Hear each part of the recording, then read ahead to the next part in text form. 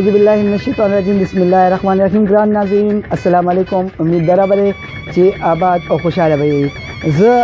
नन मौजूद मा ज़िला टक के और द तौस्ता मारोड़ी द रेसिपी द कटवा गोश्त शेरे द चर पखेगी कम इलाकों के द देश खला ख्वाखी दी रेसिपी सिर्फ इंग्रेडिएंट्स की अब मुंतज़र खयू और दा रवान दे लुई अख्तर और पर लुई अख्तर के फूल के जोड़ पारा बेहतरीन लिस्ट है वो सिर्फ ताकि उगो रही नो दरन क्यों नमक के कम मर गई जमा चैनल ने सब्सक्राइब करे अगर इंतजार रिक्वेस्ट है कि पर यूट्यूब बांधे चमकनी टीवी सब्सक्राइब करी लाइकिंग करी और खस्ता कमेंट ज़रूर करी।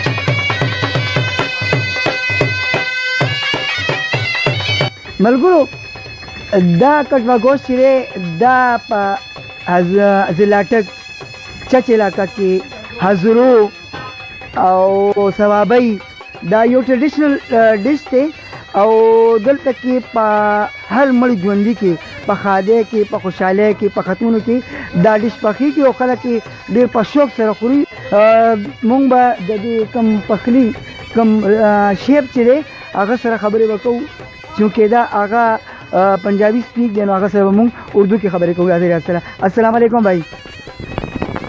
सलाम। कैसे हैं भाई? ठीक ठाक हो भाई? ये बताएं कि ये गोश्त जो आप पका रहे हैं कटवा गोश्त, इसे कटवा गोश्त क्यों कहते हैं? ये ही कटवा, ये मिट्टी का है ना, बर्तन है बड़ा, ये मिट्टी का, ये इसको बोलते ही कटवा है इस चीज़ को। अच्छा जी। और ये बताएं कि ये किन किन इलाकों में पक्का शौक से खाते हैं? तहसील हजरो ज़िला टक की तहसील हजरो इलाका छाछ की डिश है। अच्छा। ये हर शादी ब्याह ख़त्म पे खोदकी पे यही प्रोग्राम होता है। अच्छा। एक भैंस से लेकर 4-5 तक इसी में पकता है। अच्छा, इसमें बछड़े का गोश्त ज़्यादा पसंद किया जाता है, भैंस का पसंद किया जाता है या बकरे का? ये बकरे का इसमें नहीं, बड़ा गोश्त पकता है। बड़ा गोश्त गाय का और भैंस का। गाय और भैंस का। अच्छा, एक कटवे में कितना गोश्त डाला जाता है? 10 किलो गोश्त डालते हैं हम। जी। 10 किलो के हिसाब से एक कटवा होता है। अच्छा जी।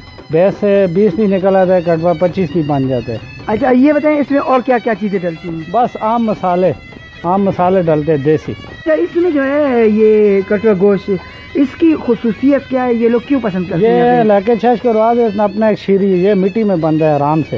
ये कम अज कम भी 5 से 6 घंटे लेता है पकने में। एक कटवा जो है 5 से 6 घंटे। 5 से 6 घंटे में लेता दा यो डंडा देख के चम्मच कवगीर इसमें इस्तेमाल की ददी दगला पारा अड़ोल दा पारो दी के वाला पारा दा ददी डंडी इस्तेमाल की वजह दा दगले लाने कटवाई दा और ददी दा माते दो खतरे नो सिर्फ दी पारा ददी यो डंडी इस्तेमाल की ददी पखली की।